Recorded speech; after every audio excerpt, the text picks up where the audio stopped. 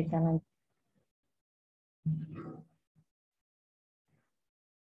Baiklah. Hari ini topik kita adalah shock pada anak. Ya. Definisinya, shock adalah merupakan suatu kegagalan sirkulasi, ya, di mana didapati suatu keadaan tubuh gagal menyampaikan delivery oksigen, ya. Jadi ada keadaan yang ditandai dengan hipoksia jaringan akibat berkurangnya delivery oksigen ataupun meningkatnya konsumsi ataupun kebutuhan oksigen ataupun pemakaian oksigen yang tidak adekuat. Jadi bisa saja pengantarannya masalahnya ataupun meningkat konsumsinya ataupun utilisasinya yang tidak adekuat, ya. Nah, ini adalah gambaran patofisiologi dari cedera hipoksi iskemik, ya. Jadi kalau ada delivery oksigen yang terganggu, artinya menurun delivery oksigennya, maka akan menurun produksi ATP, ya. Ini tingkat selulernya, ya. Mengganggu homeostasis seluler, termasuk juga gangguan pada integritas membran sel, sehingga ada efflux dari kalium dan influx dari natrium, dan ini bisa membawa pada edema seluler yang ujung-ujungnya adalah kerusakan mitokondria, ya, kerusakan sel dan kematian sel. Ya, di sisi lain ada juga pelepasan dari mediator-mediator inflamasi seperti interleukin dan TNF-alfa yang akan membawa pada suatu trombosis mikrovaskular ataupun gangguan dari integritas vaskular. Ini juga akan lebih jauh lagi membuat formasi edema tingkat sel sehingga membawa pada kematian sel. Inilah, ya, tingkat seluler ini yang nanti berpengaruh sehingga bisa menyebabkan kegagalan organ multiple yang bisa membawa pada kematian. Nah, kalau kita belajar shock, kita perlu merewind lagi patofisiologinya, ya, patofisiologi yang mungkin dulu sudah pernah disinggung bahwa delivery oksigen itu ditentukan oleh cardiac output, bahasa Indonesianya curah jantung, ya, dengan oksigen konten. Oksigen konten itu sendiri dipengaruhi oleh hemoglobin dan saturasi oksigen, ya. Nah, curah jantung merupakan hasil perkalian dari curah sekuncup dan heart rate, ya, laju jantung, ya. Jadi CO itu heart rate kali stroke volume. Sementara ada 3 faktor utama yang mempengaruhi stroke volume, mempengaruhi curah sekuncup, yaitu preload, kontraktilitas jantung, dan afterload. Ya. Jadi nanti dari berbagai macam garis besar shock itu, kita juga harus tahu patofisiologinya sehingga kita bisa lebih bagus dalam tata laksananya. Contohnya kalau masalah kurang cairan, maka itu masalahnya di preloadnya. Jadi kita perbaikilah preloadnya. Kalau pada kondisi misalnya shock kardiogenik akibat gagal jantung misalnya, maka masalahnya di kontraktilitas. Kita perbaikilah kontraktilitasnya, apakah dengan obat-obatan inotropi. Nah, kalau masalahnya di afterload, ini adalah menyangkut sistemik vascular resistance. Apakah SPR-nya tiba-tiba menurun seperti shock anafilaksis, atau bisa juga pada shock sepsis dia ada bisa menurun, bisa naik. Nah, di situ mungkin kita perlu vasopresor ataupun vasodilator. Jadi, patofisiologinya ini jangan dilupakan, ya. Nah, bagaimana tanda dan gejala dari shock, ya? Kalau masih di awal, ya, yaitu shock yang masih terkompensasi, kita bisa jumpain takikardi, akral dingin, ya, kapiller refill memanjang. Kapiller refill memanjang itu kalau kita tekan ujung jari misalnya, ya, kemudian kita lepas, maka yang tadinya pucat sebentar itu akan dia langsung merah kembali, ya. Jadi kurang dari 2 detik normalnya. Nah, kemudian kita bisa dapati pulsasi perifer yang melemah, tapi di sini masih normal tekanan darah. Ingat, ya, kalau shock pada anak itu, tekanan darah yang sudah hipotensi itu udah betul-betul shock yang sudah stadium lanjut, ya. Jadi dia prognosisnya juga sudah lebih buruk. Kalau di awal itu tekanan darah masih normal. Jadi kalau ditemukan tanda-tanda shock, tekanan darah masih normal, bukan berarti tidak ditata laksana, harus ditata laksana sebelum dia jatuh ke tingkat yang lebih dekompensata, ya. Nah, pada yang lebih berat maka sudah ditemukan hipotensi, kemudian sudah ada gejala-gejala akibat gangguan delivery ke organ-organ utama seperti penurunan kesadaran, ya, penurunan urin output, bahkan bisa sampai anuri, kemudian metabolic acidosis bisa dijumpai, pasiennya bisa kusmal, ya, takipne, dan di sini pulsasi sentral pun sudah melemah.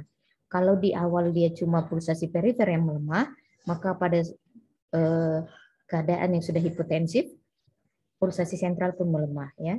Nah, kemudian selanjutnya kalau sudah sampai pada yang irreversible, sudah hipotensi, maka di sini sudah lanjut keadaannya dan prognosisnya juga sudah lebih berat.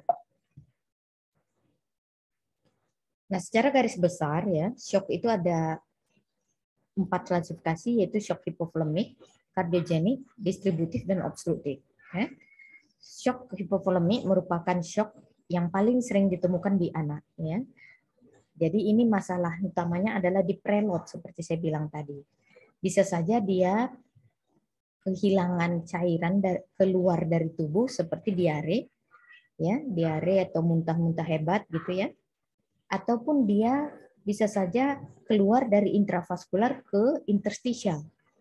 Contohnya adanya capillary leak ya, misalnya pada dengue shock syndrome misalnya, di situ kan cairan berpindah dari dalam pembuluh darah ke interstitial. Nah, itu hipovolemik juga dia. Artinya volume dalam pembuluh darah itu kurang, ya. Nah, atau mungkin dia ada perdarahan hebat. Itu contoh-contohnya, ya. Nah, kemudian yang berikutnya adalah kardiogenik, yaitu kalau shocknya itu disebabkan oleh gangguan dari pompa jantung, ya. Jadi ada kemampuan kontraktilitas yang terganggu.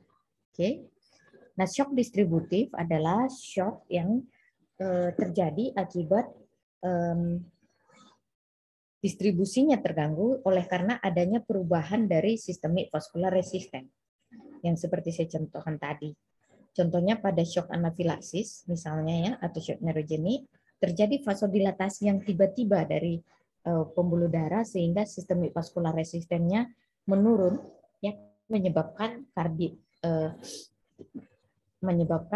delivery oksigen pun terganggu. Ya. Nah, kemudian yang keempat adalah shock obstruktif. Ya, shock obstruktif adalah cardiac output-nya terganggu oleh karena adanya sesuatu yang memberi tahanan, ya, memberi tahanan. Jadi misalnya itu kardiak tamponade, ya, bisa terjadi tension pneumotora, udara yang menumpuk di rongga yang tidak seharusnya ada, dan dia bisa menekan jantung, ya. Jadi contohnya adalah kardiak tamponade. Nah, bagaimana presentasi yang lebih tipikal untuk masing-masing ini, ya? Memang secara umum tadi sudah kita sebutkan tanda dan gejala shock. Yang lebih spesifik untuk masing-masing, ada yang lebih mengarahkan kita kepada jenis shocknya ya. Kalau hipovolemik kita akan temukan takikardi, kemudian pulse pressure yang menyempit. Artinya sistolik dengan diastoliknya makin dekat. Kalau biasanya kita 120/80, nah pada hipovolemik bisa jarak sistolik sampai dan diastoliknya itu 20 ke bawah gitu, karena sistoliknya turun, kemudian SPR-nya bisa naik dan jadinya dia jadi rapat, ya. Kemudian ada kapiler retinal panjang, akral dingin, dan pada stadium yang lebih lanjut dijumpai hipotensi. Kalau kardiogenik kita bisa dapati bradi maupun takikardi. Ingat ya, dua-dua bisa didapati tergantung kondisi pasiennya. Kemudian kita bisa dengar irama galop, ya. Dan tentu kita kalau kita pemeriksaan fisik ataupun fototerapi bisa dijumpai kardiomegali dan juga bisa dijumpai bronki basah. Jadi kalau ada hal-hal yang lebih mengarah ke jantung, ya itu lebih mengarahkan kita kardiogenik shock. Kalau distributif ya apa di sini kalau dia SPR-nya turun ya maka di situ dia justru flash appearance. Jadi dia tidak didapati di late capillary refill, dia justru flash appearance, kemudian akralnya pun hangat. Ya, kalau yang hipovolemi akralnya dingin karena dia kan vasokontraksi ujung-ujung perifer ya, karena dia mengutamakan aliran ke yang organ-organ vital. Jadi ujung-ujungnya dia vasokonstriksi. Tapi kalau yang distributif dia tidak terjadi vasokonstriksi, dia malah vasodilatasi, makanya akralnya pun jadi hangat ya. Jadi jangan bingung kalau shock juga ada shock yang tipe akralnya hangat. Nah, di sini pulsasinya juga bounding, takikardi bisa jumpai dan white pulse pressure ya. Kemudian capillary refill-nya tidak memanjang, instantaneous ya. Nah, kalau yang obstruktif kita bisa jumpai takikardi, ekstremitas dingin, capillary refill menurun, narrow pulse pressure, dan bisa kita jumpai tanda-tanda yang mengarahkan ke kelainan di rongga torakalnya ya, seperti distended neck veins ya. Nah, kemudian tanda-tanda tamponade jantung ini khas ya. Jadi suara jantung terdengar menjauh ya. Misalnya ada effusi verikat masif ya. Kemudian kalau ada penyambungan torak atau apa bisa didapati asymmetric breath sound ya. Nah, apa yang menjadi tujuan dari evaluasi awal pada shock anak ya, evaluasi inisial? Yang pertama kita harus bisa dengan cepat mengidentifikasi kondisi-kondisi yang mengancam nyawa. Contohnya kalau misalnya pada obstruktif shock tadi ada tension pneumotorak kah, hematotorak, tamponade kardia ataupun pulmonary embolism misalnya ya. Kemudian kita harus bisa dengan cepat mengenali dan menata laksana gangguan sirkulasinya. Kemudian klasifikasinya, tipe dan penyebab shocknya ya. Nah, saya rasa sudah ada dikuliahkan di awal tentang PAT ya, Pediatric Assessment Triangle, atau sekarang kita ada sistem bahasa Indonesianya SAGA ya, SAGA. Nah, di sini kita bisa lihat ya bagaimana appearance, work of breathing, circulation. Ini sudah dikuliahkan kemarin kan, jadi saya tidak terlalu panjang lebar lagi menyebutkan. Kalau appearance-nya normal, work of breathing-nya abnormal, sirkulasinya normal, ini interpretasinya respiratory distress. Tapi kalau appearance-nya abnormal, work of breathing normal, dan sirkulasinya abnormal, interpretasi kita adalah kelainan patofisiologinya ini mengarah ke shock, ya, gangguan sirkulasi. Tapi kalau udah semua abnormal, itu sudah gagal nafas, ya. Nah, bagaimana pendekatan untuk klasifikasi dari shock yang undifferentiated pada anak ya. Nah, pertama kita lihat kalau ada riwayat trauma ya, ada riwayat trauma, kita pikirkan apakah ini shock hemoragik ataukah obstructive shock karena adanya pneumothorax tension ataupun cardiac tamponade yang bisa disebabkan oleh trauma gitu ya. Atau bisa juga shock kardiogenik kalau injury-nya di miokard. Dan bisa juga shock neurogenik kalau injury trauma itu mengakibatkan cedera di spinal cord. Nah, kalau tidak ada riwayat trauma, ya kita lihat ada enggak riwayat muntah, riwayat diare, atau riwayat poliuri, misalnya pada DKA, atau hematemesis, hematophysigesia yang mengarah pada keluarnya darah ataupun cairan dari tubuh, ya. Nah, kalau ada hal-hal ini, maka kita berpikiran itu shock hipovolemik. Bisa saja disebabkan oleh gastroenteritis, diabetic ketoacidosis, ataupun kehilangan ke third space, ya, seperti obstruksi bawel ataupun toksin. Atau perdarahan yang non-traumatik, seperti GI bleeding. Ya, jadi bisa saja dia nggak ada riwayat trauma, tapi dia ada hematemesis atau hematoskesia misalnya, bisa saja. Ya.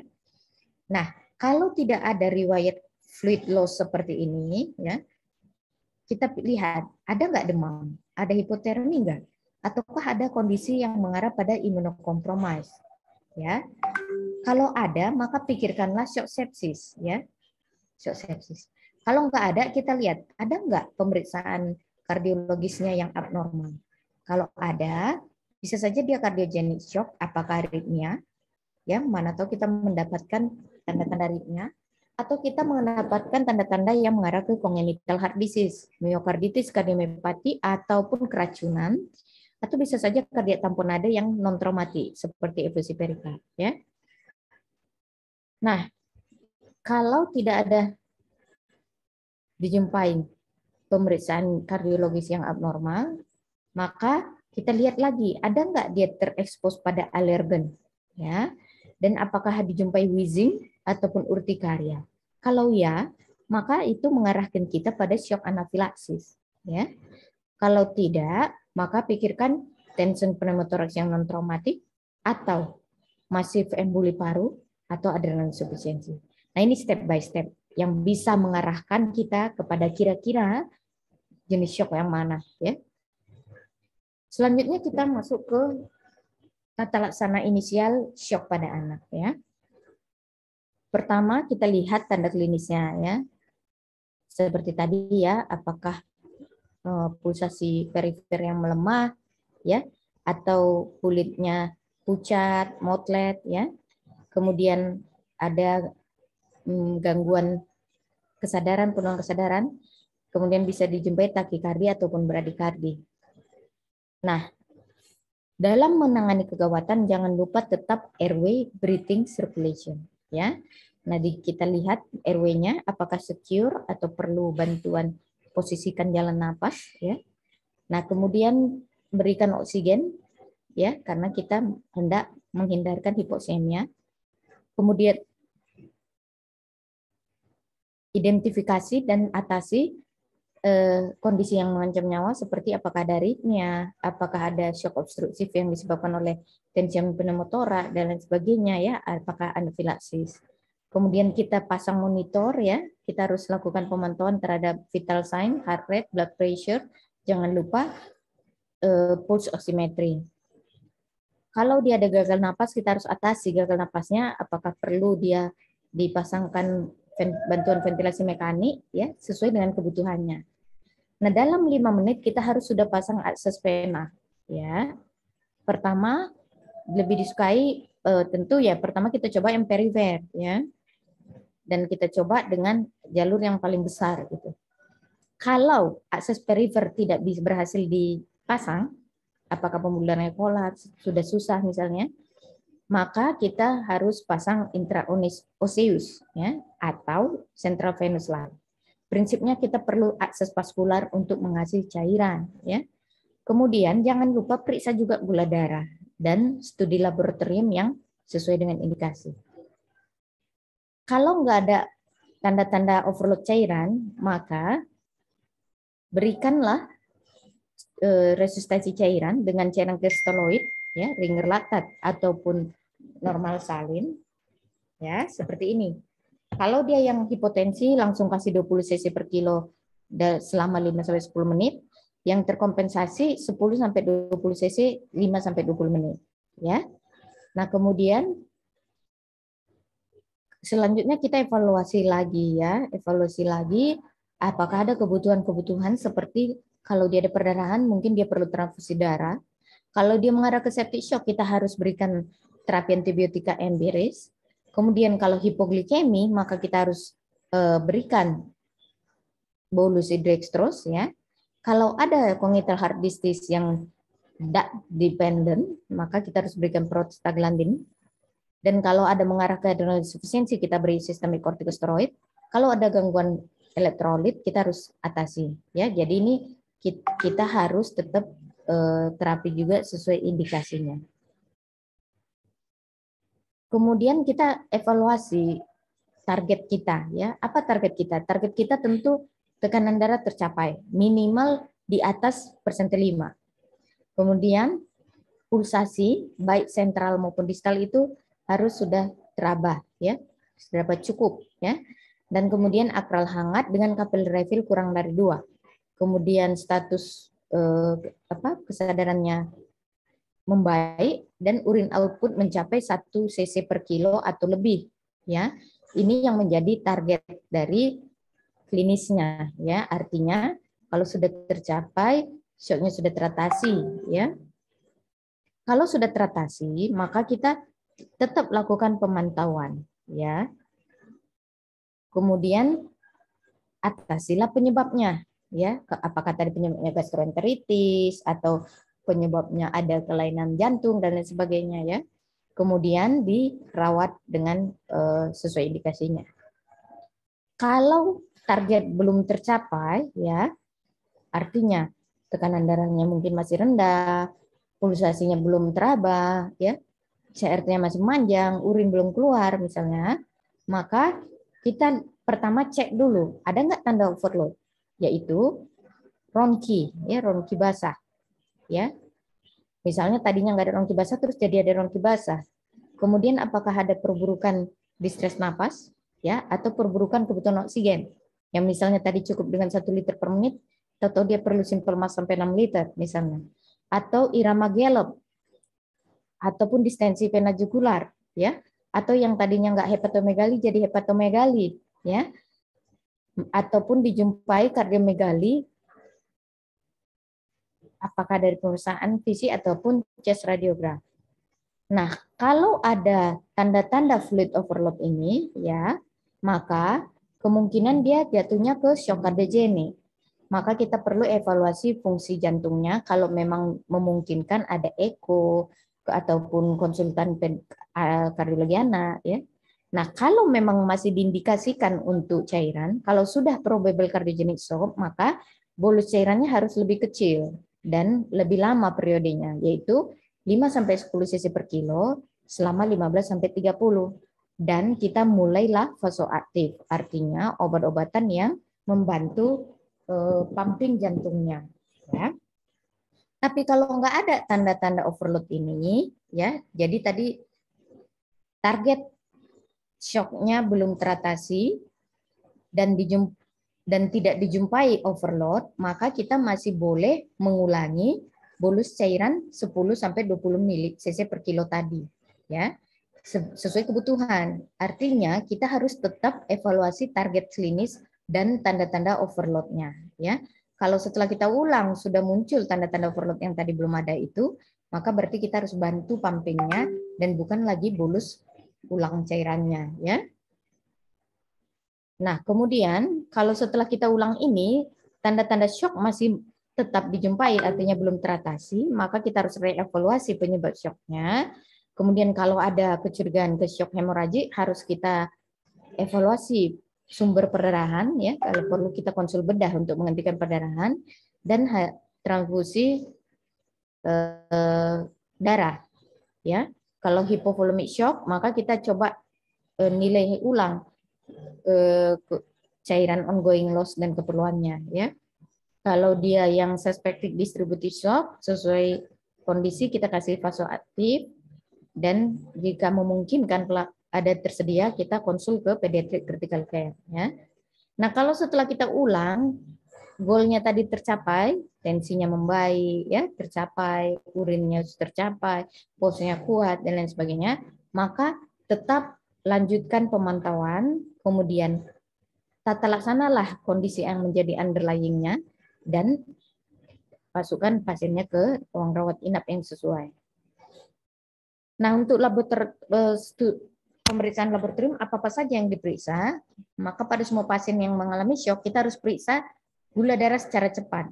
Ya, jadi umumnya sekarang sudah tersedia yang stick, ya, supaya bisa cepat diperoleh karena anak-anak, terlebih-lebih anak kecil itu rentan terjadi hipoglikemi, ya. Dan kalau hipoglikemi nggak kita atasi, maka shocknya juga nggak akan teratasi, ya. Dan pasien itu bisa membawa pada kematian juga, ya. Kemudian complete blood count with differential, ya. Elektrolit harus diperiksa, ada laktat, juga serum fungsi ginjal, kreatinin, dan urin dipstick, ya. Nah, kemudian tergantung mengarah kemana. Kalau dia mengarah ke shock sepsis, maka ada pemeriksaan-pemeriksaan yang lebih spesifik, seperti pemeriksaan-pemeriksaan yang mengarah pada apa-apa yang bisa terjadi pada sepsis, misalnya bisa terjadi gangguan hati, jadi pemeriksaan struktur bilirubin dan enzim hati, kemudian kalsium ion juga bisa terganggu, kemudian PTA, PTT, dan jangan lupa kalau mengarah ke sepsis harus dikultur darah, ya. Nah, kalau mengarah ke hemoragik, perdarahan, ya tentu kita harus siapkan untuk cross match, ya, untuk keperluan transfusi. Kemudian pikirkan juga pemeriksaan screening perdarahan, ya, dan pemeriksaan lainnya seperti EKG dan lain sebagainya. Nah, jangan lupa kita dalam mengatasi shock pada anak ini kita juga perlu tahu nilai normal dari anak-anak, karena anak-anak itu mulai dari neonatus sampai ke remaja ya. Jadi range-nya itu cukup luas. Kita harus lihat seperti ini ya. Kalau anak bayi di bawah setahun, maka RR50 itu masih normal. Tapi kalau anak 12 di atas 12 tahun, RR50 itu udah benar-benar berat napasnya ya. Jadi kita harus tahu nilai normalnya. Ini heart rate. Jadi kalau tadi salah satu tanda shock pada anak itu adalah takikardi, maka kamu harus tahu dulu yang disebut takikardi berdasarkan usia dia berapa, ya kan? Karena kalau anak usia 10 tahun, 120 itu sudah takikardi. Tapi kalau newborn 120 itu belum takikardi. Nah, bagaimana dengan systolic blood pressure? Ada cara cepatnya ya, cara kasarnya kalau kita mau ini hipotensif enggak dalam urusan apa dalam situasi kegawatan, cara cepatnya newborn itu batas bawah sistoliknya 60, di bawah setahun itu 70, ini untuk sistolik ya. Nah, usia 1 sampai 10 tahun dia 70 tambah usia dikali 2. Artinya misalnya pasiennya usia 5 tahun ya, maka batas bawah, ingat batas bawah ya, batas bawah adalah 5 kali 2, 10, tambah 70, 80 sistoliknya. Kalau udah di bawah itu berarti udah hipotensif gitu ya. Nah, kalau di atas 10 maka dia 90. Ini adalah batas bawah systolic blood pressure berdasarkan usia. Tapi kalau kamu mau tahu nilai normal tensi anak, itu ada range-nya dan itu berdasarkan tinggi badan juga, itu ada yang namanya task force ya. Ini adalah cara cepat untuk dalam menilai shock pada anak. Nah, tadi kita ada singgung vascular access. Inilah contoh gambaran vascular access ya. Di awal itu tentu kita coba perifer ya. Perifer. Nah, kalau perifer tidak berhasil dipasang pada kondisi shock yaitu dengan 3 kali usaha atau 90 detik pada anak usia di bawah 6 tahun, maka kita harus sudah pikirkan kita pasang akses intraosseus. Akses intraosseus itu adalah langsung ke tulang ya, ke tulang. Termasuk karena shock ini harus kita atasi dengan segera, kita perlu akses vaskular. Jadi kalau nggak terpasang perifer, harus kita pasang intraosseus ya.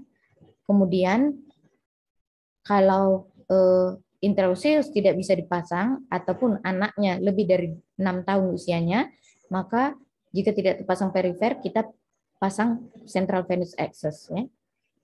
Nah, ini gambaran alat dan bagaimana memasang intraosseus ya. Jadi ini ada contoh dari alat tusuknya ya. Nah, kemudian ditusukkan langsung ke pembuluh darah. Posisi yang sering dipakai adalah distal femur, proximal tibia dan distal tibia. Paling sering kita kerjakan adalah proximal tibia ya. Nah, tentu setiap tindakan ada resikonya. Ya, bisa saja terjadi nggak berhasil ya, nggak berhasil pasang atau fraktur atau infeksi ataupun contromertine syndrome. Tentunya kita dalam memasangnya meminimalisasi resiko, salah satunya dengan legal artis ya, mencegah infeksi dan lain sebagainya. Nah, tadi kalau dia sudah membutuhkan inotrop ya, contohnya pada keadaan shock belum teratasi tapi udah muncul tanda-tanda overload, maka kita kasih inotrop atau vasoaktif. Pada tabel ini ditunjukkan contoh obat-obatannya beserta dosisnya ya. Nah, kita akan singgung juga tentang shock sepsis. Jadi kalau tadi ada garis besar shock hipovolemi, shock kardiogenik, shock distribusif, dan shock obstruktif. Mungkin ada pertanyaan, shock sepsis masuk yang mana? Nah, pada shock sepsis ini bisa terjadi baik itu shock hipovolemi, shock inotropik, ataupun shock distribusif, dan bisa terjadi ketiga-tiganya. Ya, shock sepsis itu merupakan shock yang disebabkan oleh infeksi berat. Ya, infeksi beratnya itu yang sudah sampai pada adanya gangguan kekacauan imunologis ya, sehingga terjadi sudah disfungsi organ ya, dan cukup kompleks ya. Jadi gambarannya itu mencakup hipovolemik, distributif, dan kardiogenik ya. Dan itu pada shock sepsis ini gambaran yang berdinamiknya bervariasi ya.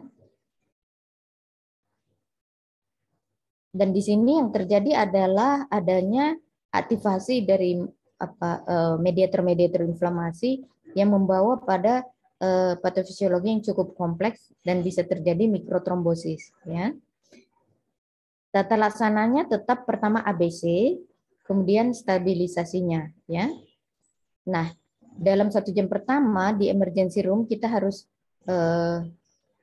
lakukan maintain airway-nya, oksigenasi, breathing, dan ventilasi, dan juga sirkulasinya, ya.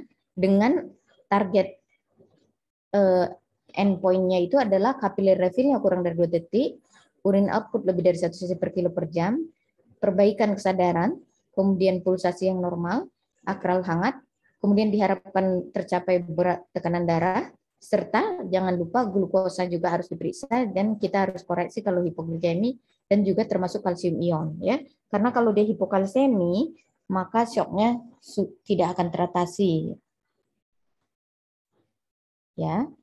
Nah, kalau dipicu dia sudah, kalau memang sudah melewati yang tadi stabilisasi resusitasi di IGD kemudian masuk ke picu, maka ada target ini kalau memang fasilitas memungkinkan mengukur cardiac index-nya 3,3 ini, kemudian diperiksa tergantung fasilitas yang memadai. Kalau ada alat untuk meriksa cardiac index seperti Yuskoma atau Echo bisa diperiksa, atau mungkin hanya laboratoriumnya.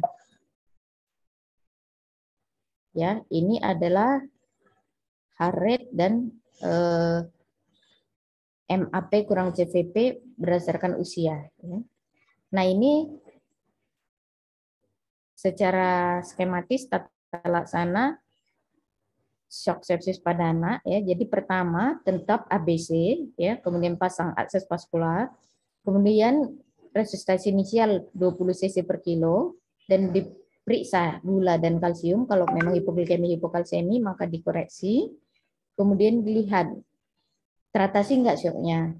Kalau enggak teratasi harus dicek ada enggak tanda-tanda unresponsive terhadap cairan, ya. Artinya tanda-tanda fluid overload seperti tadi ronki dan lain sebagainya. Kalau sudah ada tanda-tanda tidak respon terhadap cairan ataupun overload, maka kita masuk ke inotrop, ya. Tapi kalau belum ada tanda-tanda tidak respon terhadap cairan, maka kita masih bisa ulang kemudian bolus cairannya, ya. Kemudian dengan inotrop kita naikkan dosis, kalau tidak teratasi kita pikirkan katekolamin resistant shock, ya, karena ada juga beberapa populasi yang beberapa penelitian juga menunjukkan bahwa bisa terjadi adrenal insufficiency, maka ini indikasi hidrokortison, ya.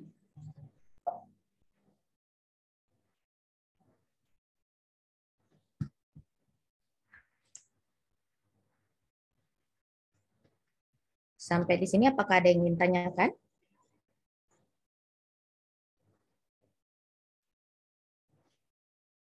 Kita besok masih ada 1 jam lagi, ya, untuk topik berbagai jenis shock pada anak.